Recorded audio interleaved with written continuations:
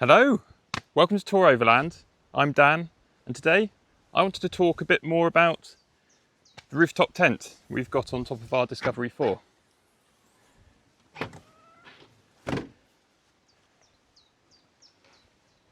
So this is a tent that we've had coming up 3 years now, and I was totting up how much time we've spent in that tent as a family, and it's been coming up 3 months of our time that we've spent over those 3 years, and we've done some pretty cool adventures with that. We've been down France and Spain, we've been around Scotland, as well as just little micro adventures we might do around in the southwest of England or even going up into Wales. So you may be asking, why this particular rooftop tent? Well, this one is an iKamper Skycamp 2. So if you've been looking into rooftop tents in any kind of way, you'll figure out that these are one of the sort of top end premium ones that are available at the moment. It costs a fair amount of money, but I would say that with our experience, it's been worth it, particularly because the amount of use that we've been making out of it. So if I take us back to when we were looking for rooftop tents and what were the criteria that we were looking for. So this was 3 years ago. Me and my wife Yana, we wanted to do a big trip. We wanted to go down France and Spain, chase the sun. So we were going for sort of September time, find that sort of extra extended bit of summer. And I had been doing some research and looking at the various tents that you can get, from the hard top sort of clamshell type ones you have here to the more old school or traditional canvas covered rooftop tents that you can get. And when I was looking into that in greater detail, one of the main things that I personally was looking for was convenience. So we're a family of 5, we have 3 little ones. They're still reasonably little, but growing as well. We'll come back to that in a moment. But we wanted that convenience of being able to put up the tent really quickly, put it down quickly, and particularly those first trips and those family trips that we go on, we're not doing too much wild camping, to be honest. We're usually staying in campsites if it's in the UK, with a little bit of wild camping where we're allowed. And on the continent, quite often we're making use of those air de camping. So if you've ever travelled through France, as well as there in some other European countries as well, those are those places which you can stay sometimes for free, other times for just a few euros. And they're geared up for motorhomes and camper vans and things like that. So we wanted something that we could pitch up somewhere, use it, put it up really quickly, and that's what led us to the hardtop ones, because there's no faffing around with the cover to take off and put it back on. Instead, as I'll show you in a bit, we just put the key in a couple of locks, push up the top. It's got a couple of hydraulic rams which then sort of open the lid, and then you can pull up the rest of the floor. And this particular one, when it's open, is near enough 2 by 2 meters square, which is a nice decent size. And we were in the market for something where we were wanting to try and have all 5 of us in there. So we have as well. So we've been doing all of our traveling and all 5 of us have been squeezing in there. It's only in, well, this year that we're finally accepting that I'm going to need to kip in the car in some fashion. So I have come up with a little setup for myself. And also, just for some context, this particular Skycamp is sold as a 4-person, a 4-berth. So you can fit 4 adults in there. It's cozy, but it's perfectly doable. So picture this. So I've been doing my research, been looking at the types of rooftop tents that are available, and I wanted a clamshell. So what brought me to the iKamper? Well, it was the positive reviews on the whole, and everything I was reading about it, it looked good, it sounded good, and we were investing in this as a longer term solution. So it's something which we wanted to last for a good number of years and that we would make a lot of use out of as a family. So quality was important. We didn't want something which would just fall apart straight away. And so yeah, we started looking at the iKamper, and the first thing we had to get our heads around was the price. So we paid £3,500 for this, delivered, and it's right at the upper end of the types of tents that you can get. So you can get some of these smaller ones, you know, whether it's a smaller size or these canvas top ones, you can spend £1,000, 1,500 quid and get a pretty decent one. We ended up having to shell out a fair amount of money. I would say that we have comfortably made back the money through the amount of nights that we've stayed, and it's facilitated staying either for free somewhere or very cheaply. So that's been really, really useful. So what's it been like actually using it? And as a family as well, how does that work in terms of fitting 2 adults and 3 children? So when we got this, a bit more straightforward because the children were smaller. So at the time of us getting this, if I can remember correctly, we had at oldest a 7-year-old, a 5-year-old and a 3-year-old. So they were all reasonably compact themselves.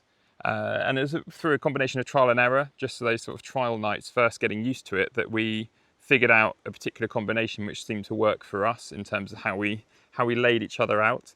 That meant that I was getting pretty intimate with the hydraulic ram on one side.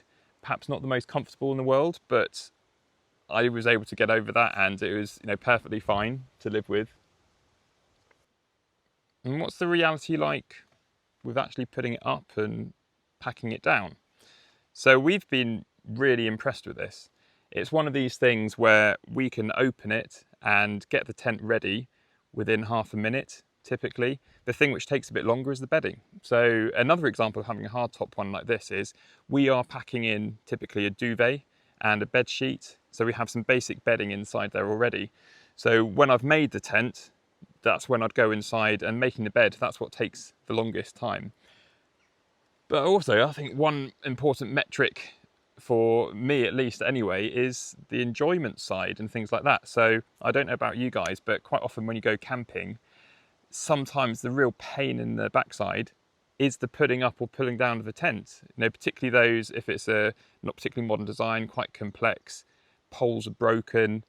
It's not a very enjoyable experience, and particularly if you've had a long day and you just want to get the tent up and just either go down to the pub, cook up some food, whatever that might be, you don't want to be faffing around too much. So the beauty with this thing is it's been very quick to put up, and even now 3 years on, the novelty hasn't worn off. I still enjoy putting this up. And then the process of putting the tent down is not much slower than putting it up. It's nice and straightforward. In a moment I'll show some footage of how I do that and how the sort of top opens up and then the floor comes out and those type of things. I'll also have a little show around of what we've done inside. So we have made, well, one main little modification inside there, and that is we have put down some quite thin but cork tiles. These were just sort of sticky back plastic type of jobby, put them in, cut to size. And the reason we did that is, particularly in wetter climates, I'm talking of you, Scotland, then we were finding condensation buildup underneath the mattress that we had. And whilst it was okay, you know, we'd rather not have a damp underneath of the mattress, and we were sort of having to mop that up with some microfiber towels. So we've installed some cork sort of tiling there, and that's going to help with a couple of things, the insulation and also that build up of condensation. And also it adds, I think, technically about 4 or 5 mil of extra cushion, so comfort as well, I suppose. And you may be familiar, if you've been looking at some of the iKamper products at the moment, their most expensive one, which is best part of £5,000 almost, they have a cork floor on there as the standard. So I think it just shows that that is a good method of trying to further insulate and, you know, sort of, and for comfort as well. So what is it actually like to put up? I'll show you. So looking at it here, you've basically got 2 latches at the front, which are operated by a couple of keys. So I'll do one and the other.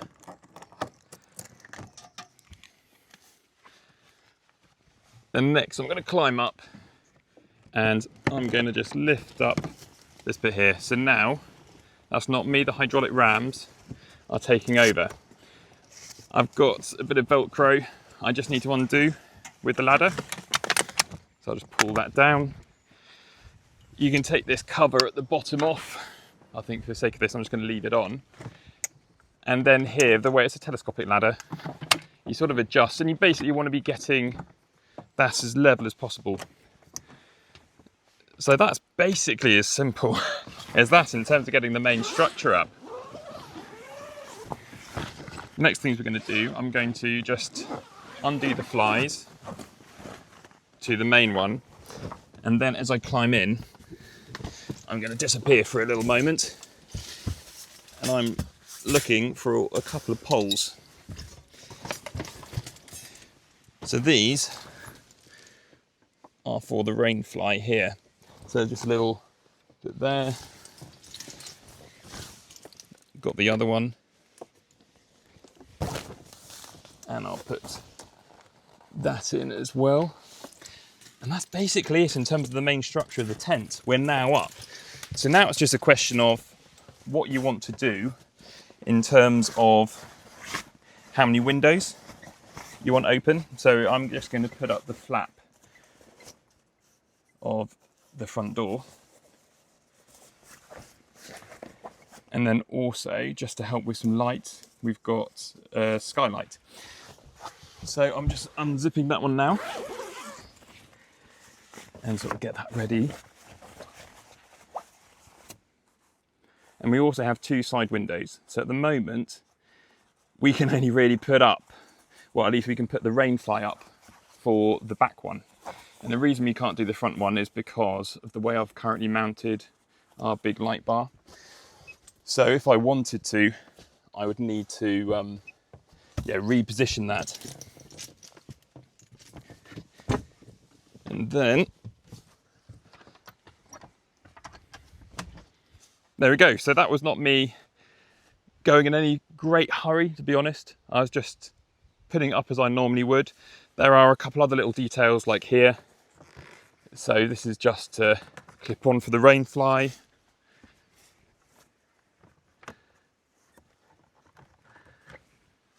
And that's it, you're good to rock and roll. So I'll take you up into the tent and you can see what it's like. So here we go. You can see the mattress. It comes in 2 parts. So I get my hand and lift up. That shifts over up that way. And then we can see here, I've put some cork tiles coming down. We'll see how long they actually last. But we'll see, it's very cheap to do. You can see here, we've got that side window. We've got up into the sky and a lovely world map as well.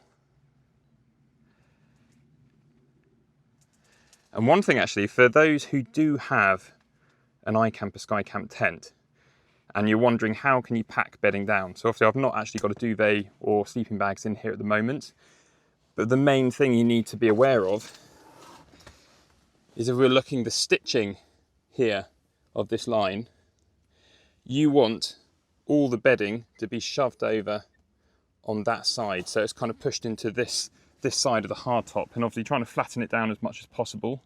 And if you can remember the shape of that hardtop, it tapers down slightly as you go to the front.